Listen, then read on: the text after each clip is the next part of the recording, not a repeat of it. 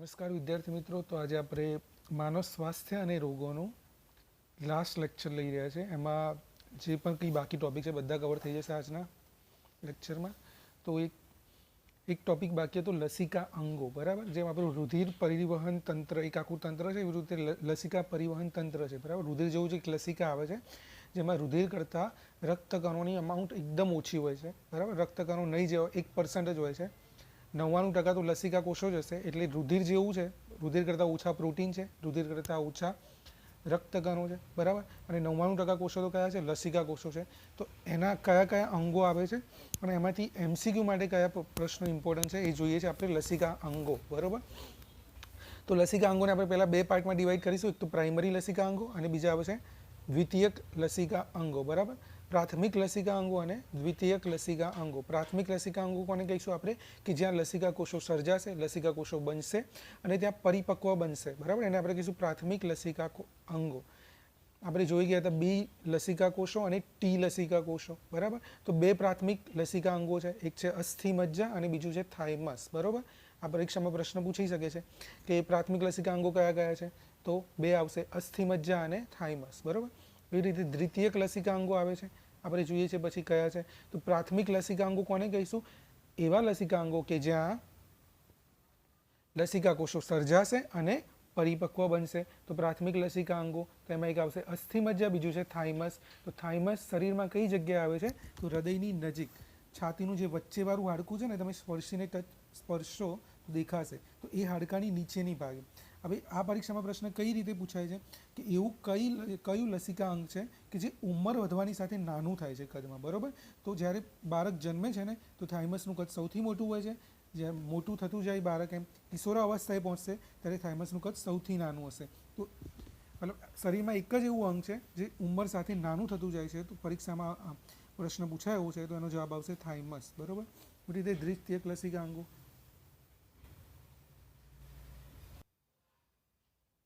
એવી જ રીતે છે દ્વિતીયક લસિકા અંગો. તો દ્વિતીયક લસિકા અંગોમાં આવશે કોણ? એક આવશે બરોડ, એક આવશે લસિકા ગાંઠ, એક કાકડા, સાંભળ્યું હશે કાકડા વધી ગયા છે એ, અને એક છે નાના આંતરડામાં પેયર્સની ખંડિકાઓ, બરાબર. નાનું આંતરડું આપણે ડ્રો કરીએ છીએ તો બરાબર આ ટાઈપનું એક મોટું આંતરડું હોય છે, આ ટાઈપનું મોટું આંતરડું, બરાબર. એની અંદર આ રીતે નાનું નાનું આંતરડું આખું ગૂંચરામય હોય છે. મોટું આંતરડું આ રીતે હોય છે, બરાબર. એની અંદર આવી રીતે નાનું આંતરડું એકદમ ગૂંચરામય હોય છે અને અહીંયા આગળ છે ને પેયર્સની ખંડિકાઓ આવેલી હોય છે.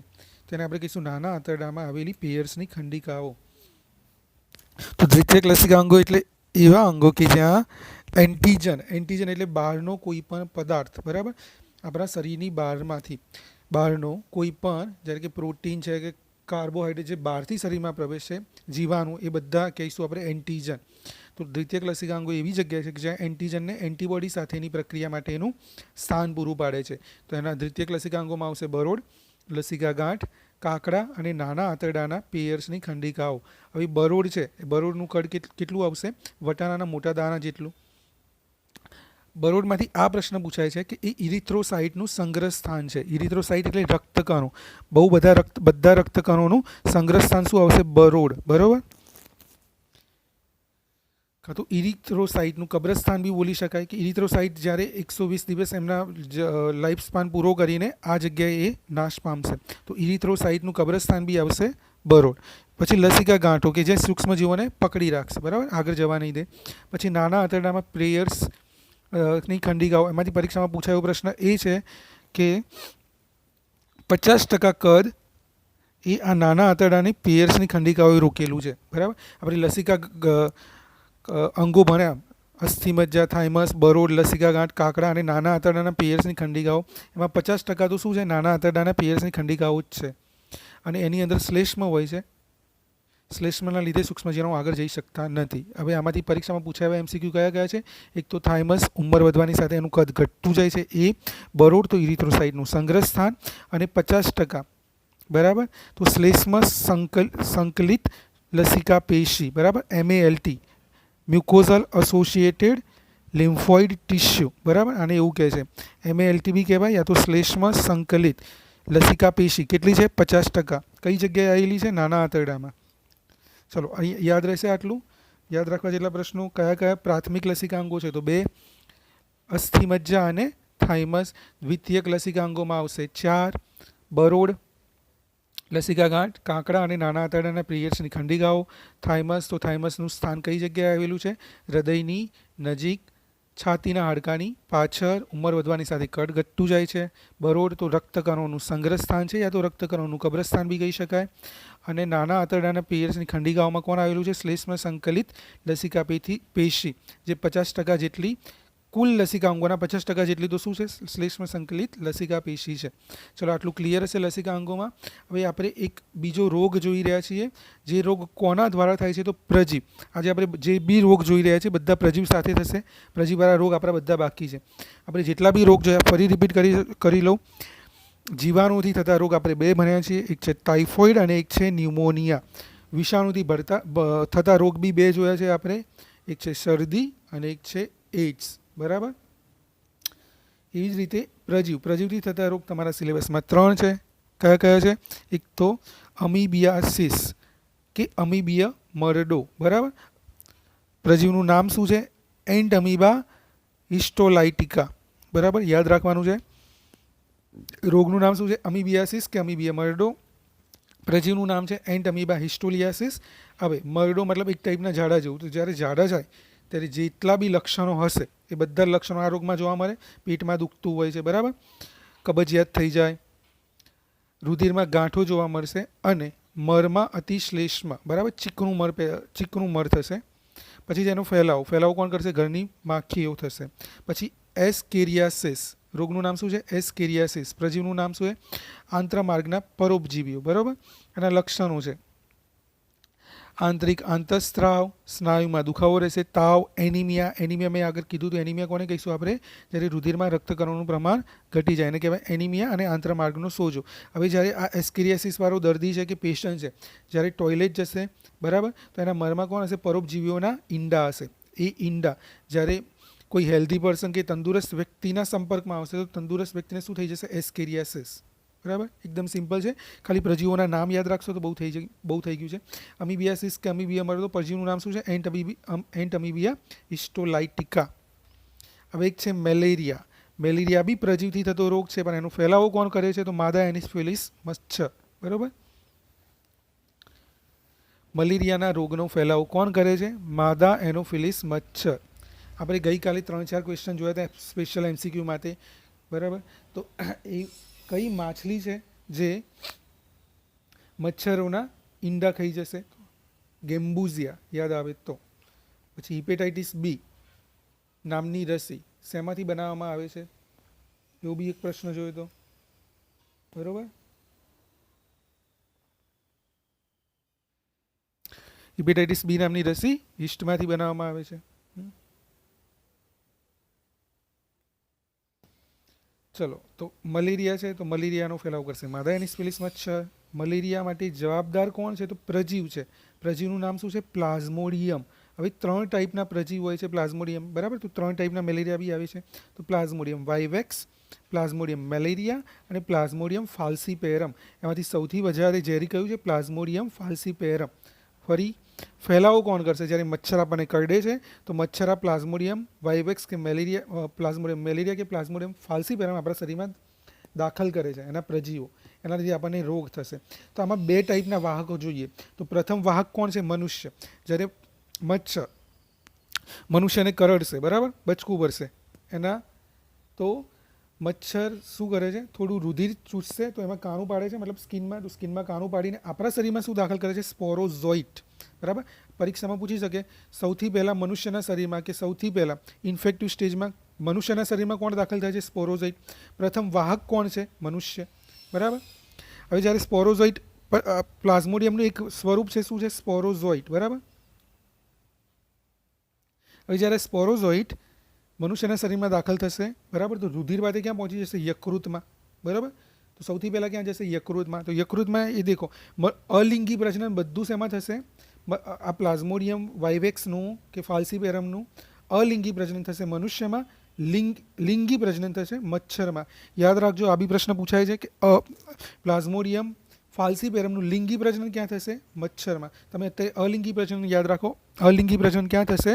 તો મનુષ્યમાં. તો સ્પોરોઝોઇટ ક્યાં દાખલ થશે? યકૃતમાં. યકૃતમાં અલિંગી પ્રજનન કરીને બહુ જ બધા સ્પોરોઝોઇટ બનાવશે પોતાના, બરાબર. હવે સ્પોરોઝોઇટ શું કરે છે? યકૃતના કોષો તોડી નાખશે અને રક્તકણોમાં પ્રવેશશે. હવે રક્તકણોમાં બી એની સંખ્યા વધી જશે, રક્તકણોને તોડશે. હવે રક્તકણોને તોડે છે એ દરમિયાન એમાં એક હિમોઝોઇન નામનો એક વિષકારી પદાર્થ ઉત્પન્ન કરે છે. આ પૂછાય એવો પ્રશ્ન છે. હિમોઝોઇન પદાર્થનું નામ શું છે? હિમોઝોઇન. હિમોઝોઇન શું છે? એક વિષકારી પદાર્થ છે, બરાબર. હવે આ પદાર્થના લીધે આ પદાર્થના લીધે તાવ જેવા લક્ષણો ચાલુ થઈ જાય છે. 3 થી 4 દિવસ જેવો તાવ રહેશે મેલેરિયામાં, બરાબર. હવે રક્તકણોમાં દેખો અલિંગી પ્રજનન કઈ જગ્યાએ થાય છે? યકૃતમાં. હવે રક્તકણોમાં દાખલ થયા તો રક્તકણોને તોડી નાખશે અને રક્તકણોમાં 2 જન્યુઓ પેદા કરશે, બરાબર. 2 જન્યુઓમાં એક મોટા કદના હશે તો માદા છે, નાના કદના છે તો નર છે. એવા 2 અલગ અલગ ટાઈપના કોષ પેદા કરે છે, બરાબર. આ ટાઈપના કંઈક કોષ પેદા કરે છે. તો અહીંયા બધે જ આવશે અલિંગી પ્રજનન. હવે જ્યારે મચ્છર ફરી મેલેરિયાવાળા પેશન્ટને કરડશે, બરાબર, તો શું કરે છે? મેલેરિયા પેશન્ટનું લોહી ચૂસે છે. તો લોહી ચૂસે છે તો મચ્છરમાં શું દાખલ થશે? આ જન્યુઓ, બરાબર. આ 2 જન્યુઓ દાખલ થશે મચ્છરમાં. તો મચ્છરમાં જન્યુઓ દાખલ થયા. હવે મચ્છરના રુધિર સાથે બી આ 2 જન્યુઓ શું કરે છે? મચ્છરે ચૂસી લીધા. તો મચ્છરના આંતરડામાં 2 જન્યુઓ જતા રહેશે. 2 જન્યુઓ ભેગા થઈને મતલબ કેવું પ્રજનન કરે છે? લિંગી પ્રજનન કરે છે મચ્છરમાં. તો આ 2 જન્યુઓ ભેગા થશે અને એક યુગ્મન જ બનાવશે, બરાબર. અને બહુ જ બધા સ્પોરોઝોઇટ પેદા થશે આ રીતે. જે સ્પોરોઝોઇટ મચ્છરની શેમાં જતી રહેશે? લાળ ગ્રંથિમાં. શેમાં જશે? લાળ ગ્રંથિમાં. હવે ફરીથી જ્યારે આ મચ્છર કોઈ તંદુરસ્ત વ્યક્તિને કરડશે તો ફરી આખી મેલેરિયાની સાયકલ ચાલુ રહેશે અને આમ મેલેરિયાનો રોગ થાય છે. ફરી મેલેરિયાનો રોગ એકવાર રિપીટ કરી લઉં, જોઈ લો, પરીક્ષામાં પૂછાય તો આખો લખતા ફાવે. તો ફેલાવો કોણ કરે છે? માદા એનોફિલિસ મચ્છર. જ્યારે આ મચ્છર મનુષ્યને કરડશે તો મનુષ્યના શરીરમાં શું દાખલ કરશે? સ્પોરોઝોઇટ. હવે સ્પોરોઝોઇટ મનુષ્યના શરીરમાં દાખલ થઈને ક્યાં જતા રહેશે? યકૃતમાં. યકૃતમાં એ શું કરશે? અલિંગી પ્રજનન કરીને બહુ જ બધા કોષ બનાવશે. જે કોષો હવે ક્યાં દાખલ થાય છે? આરબીસીમાં, રક્તકણોમાં. રક્તકણોમાં એ શું કરે છે? હિમોઝોઇન નામનો એક વિષકારી પદાર્થ બનાવે છે, જેના લીધે મનુષ્યને 3 થી 4 દિવસ સુધી તાવ આવે છે. હવે રક્તકણોમાં બી કોષોની સંખ્યા વધી ગઈ એટલે કોષોને તોડે છે અને હવે ક્યાં દાખલ થાય છે? રક્તકણોમાં 2 અલગ અલગ પ્રકારના જન્યુઓ ઉત્પન્ન કરશે. કયા જન્યુઓ? એક મોટા કદનું જે જન્યુ છે માદા જન્યુ છે, નાના કદનું જે જન્યુ છે નર જન્યુ છે. હવે જ્યારે મચ્છર આ મેલેરિયાવાળા પેશન્ટને કરડશે ત્યારે આ 2 જન્યુઓ મચ્છરની ક્યાં દાખલ થશે? રુધિર સાથે આ 2 જન્યુઓ મચ્છર ચૂસશે, મચ્છરના આંતરડામાં દાખલ થશે. 2 જન્યુઓ ભેગા થઈને યુગ્મન જ બનાવશે અને બહુ બધા સ્પોરોઝોઇટ બનાવશે. શું બનાવશે? સ્પોરોઝોઇટ. આ સ્પોરોઝોઇટ મચ્છરની ક્યાં જતા રહે? લાળ ગ્રંથિમાં. હવે આ જ્યારે લાળ ગ્રંથિ આ મચ્છર જ્યારે કોઈ તંદુરસ્ત વ્યક્તિને કરશે તો ફરીથી આખી સાયકલ આમ ચાલ્યા કરશે, બરાબર. આ હતું મેલેરિયા. હવે તમારી બુકમાં જે લાસ્ટમાં આપેલું છે, બરાબર, ડ્રગ્સ વાળો ટોપિક છે. એ ટોપિક આખો એક્ઝામમાંથી ઉડાયેલો છે, બરાબર. નશાકારક પદાર્થો અને આલ્કોહોલનો દુરુપયોગ. પેજ નંબર 158 ઉપર 158 ઉપર જે ટોપિક આપેલો છે એ પરીક્ષામાંથી ઉડાડેલો છે, બરાબર. તો વાંચવાનું રહેતું નથી અત્યારે. અને એક લાસ્ટમાં આપેલું છે નશાકારક પદાર્થો, બરાબર. તો નશાકારક પદાર્થોમાં મેં લાસ્ટ ટાઈમ એક ક્વેશ્ચન કરાયો હતો કે વધુ પડતું આલ્કોહોલના સેવનથી યકૃતને નુકસાન થશે. તો યકૃતને નુકસાન થાય અને એ રોગનું નામ બી કીધું હતું સિરોસિસ.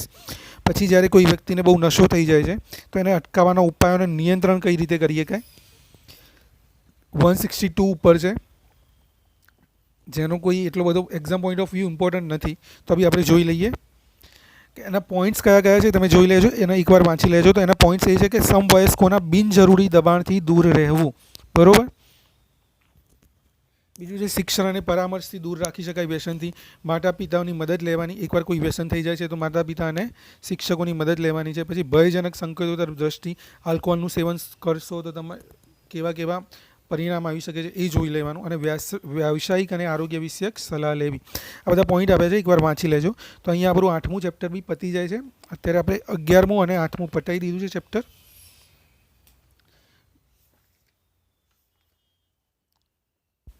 બીજું હવે તમારે ચેપ્ટર 2 બાકી છે, સપુષ્પી વનસ્પતિઓમાં લિંગી પ્રજનન, અને ચેપ્ટર 11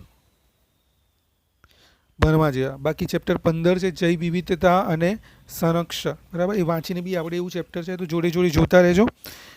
આપણે ચાલુ કરી છે એ નેક્સ્ટ લેક્ચરમાં નવું ચેપ્ટર ચાલુ કરીશું. તો ચેપ્ટર 8 આખું તૈયાર કરી નાખજો.